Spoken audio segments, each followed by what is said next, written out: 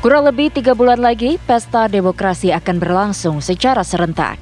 Yang menarik perhatian publik adalah munculnya 3 pasangan bakal calon presiden dan wakil presiden, yakni pasangan Ganjar Pranowo Mahfud MD, Prabowo Subianto Gibran Rakabuming Raka, dan Anies Baswedan Muhaimin Iskandar. Para bakal pasangan capres dan cawapres pun terus melakukan strategi dalam mendulang suara pemilih. Gayung bersambut, sejumlah lembaga survei mulai memainkan hasil yang fantastis. Angka survei duet Prabowo Subianto Gibran Rakabuming Raka yang meroket di atas 40% meninggalkan 2 pesaingnya Ganjar Pranowo Mahfud MD dan Anies Baswedan Muhaimin Iskandar. Jajak pendapat terbaru Poltreking Indonesia menyebutkan elektabilitas pasangan Prabowo Gibran berada di angka 40,2%, sedangkan Ganjar Mahfud 30,1% dan diikuti Anies Muhaimin 24,4%. Sebelumnya survei Carta Politika masih mengunggulkan Ganjar Mahfud meski angkanya tipis dengan Prabowo Gibran. Survei Carta Politika juga menyebut ada tren positif dari pasangan Anies Muhaimin. Sementara Populi Center, angka Prabowo Gibran menyentuh 43,1%. Hasil survei ini tentunya masih dinamis dan terus berubah, namun hasil tiap lembaga survei masih menunjukkan angka berbeda. Masyarakat harus pintar membaca data karena saat ini kepercayaan publik sedang diuji oleh lembaga survei yang murni atau sebagai konsultan politik capres-cawapres. Tim TV One mengabarkan.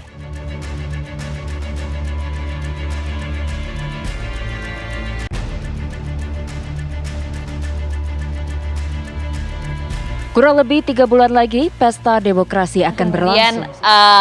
Saling rilis tapi dengan hasil yang juga berbeda-beda. Nah itu dia, kita coba akan bahas hal ini bersama dengan peneliti politik senior BRIN, ada Prof. Siti Zuhro. Assalamualaikum. Waalaikumsalam, selamat pagi. Sehat ya Prof. Terima kasih Prof. Alhamdulillah.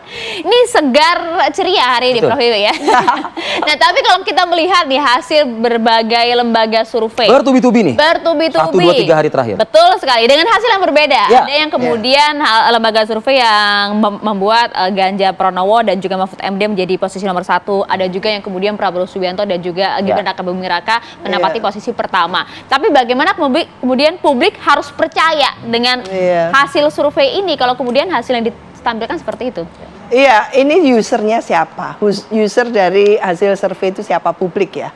Maka karena ini publik, lembaga survei wajib ya untuk menyampaikan gitu, karena pendekatannya akademis ya.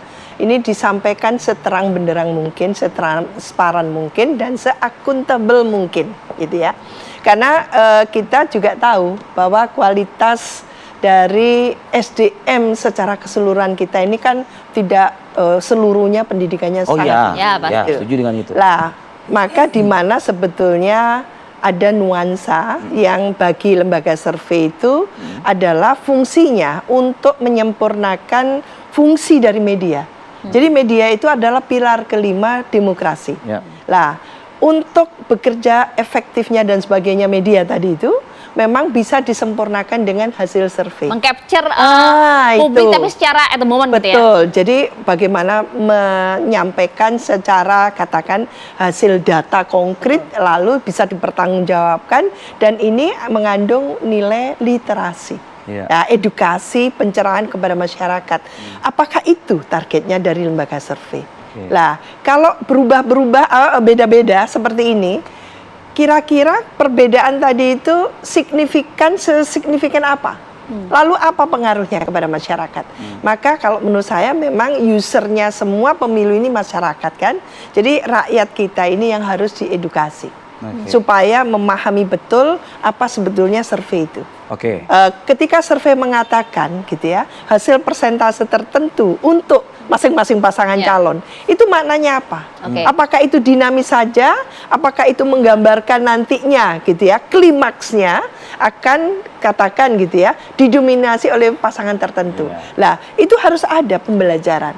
Karena memang itu yang kita harapkan ya, untuk pemilu ini adalah pemilu yang betul-betul terkonsolidasi nantinya, menghasilkan hal yang kita naik kelas gitu loh. Pemilih kita secara artinya kualitas. Harus lebih kritis lagi, tidak hanya setiap ada hasil survei melihat hasilnya saja, tapi juga metodologi yang digunakan seperti Iya. apa, lokasi pemilihan dan lain-lain Iya, gitu ya. siapa saja respondennya, Respondennya. atas dasar apa, bagaimana pertanyaannya, kualitas iya. pertanyaan itu menggiring atau cuman Nah. multiple choice gitu ya? Ada banyak juga masyarakat yang sepertinya kan kalau tadi kan Prof Wiwi ini kan menyampaikan SDM kita kan masyarakat kita kan berbeda-beda ya gitu loh. Tapi sudah semakin banyak yang memahami, bahkan juga sudah langsung mungkin menjustifikasi begitu.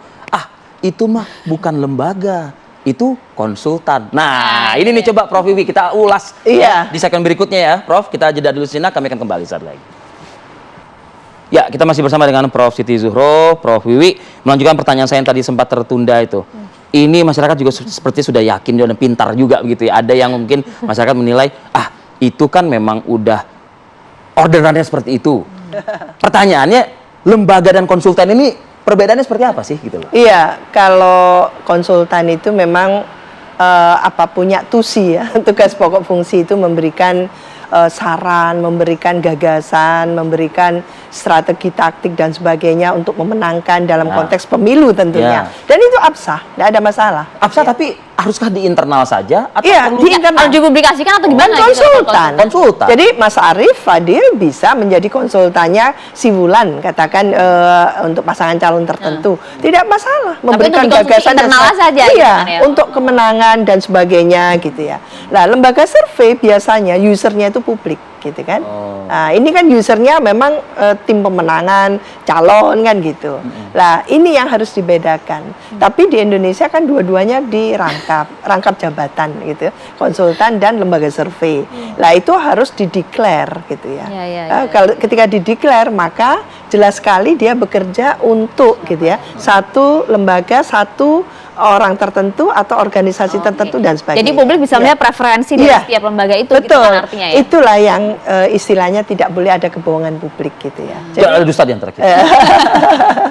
Karena itu penting. Ini bagian dari literasi tadi, edukasi. Betul. Karena bagaimanapun juga Mas Arief Fadil dan Mbak Maria, kita pemilu ke-6 ya. Nasional ini pemilu ke-6 dari 99 sampai 2024 gitu.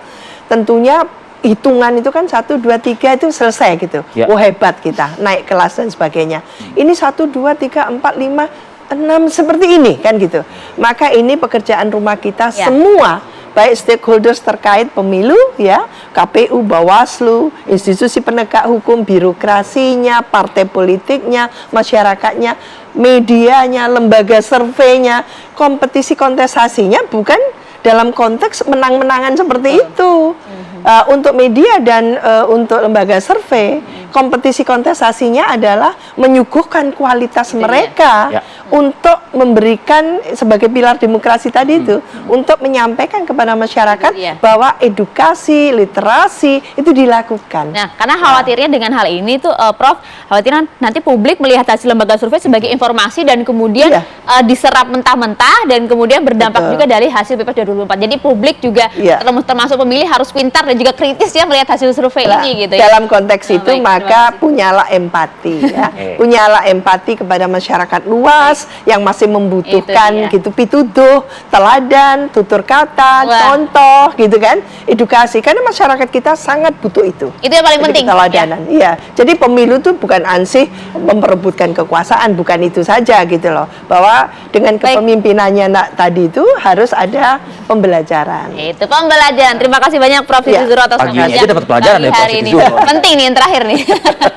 Terima kasih Prof Wiwi, sehat selalu untuk Anda, Prof. Sama-sama. Oke, dan ini juga sekaligus menjadi akhir persamaan kita pagi ini di Apa Kabar Indonesia Pagi. Mewakili seluruh kru yang bertugas, saya Arief Fadil dan saya Maria Segaf. Kita berdua pamit dulu pemirsa. Kami hanya bisa mengabarkan Anda yang menentukan di Pilpres 2024. Kami akhiri Apa Kabar Indonesia Pagi. Sampai jumpa.